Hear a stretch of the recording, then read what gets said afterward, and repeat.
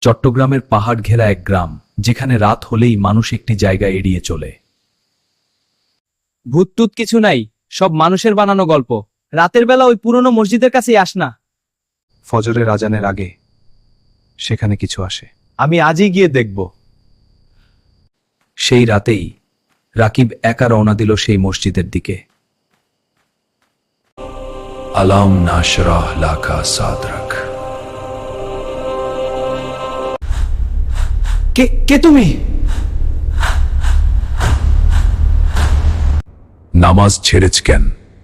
যারা আল্লাহকে ভুলে যায় তাদের মনে করাতে আমি ফিরে আসি। ঠিক তখনই দূরের মসজিদ থেকে ভেসে আসে ফজরের আজান। এ তো রাকিব। নামাজ নামাজ। আজও বলে ফজরের আজানের আগে সেই মসজিদে তেলাওয়াত শোনা যায়। যদি সাবস্ক্রাইব না করো, আজানের আগে তোমার জানালায়ও কেউ দাঁড়িয়ে থাকবে।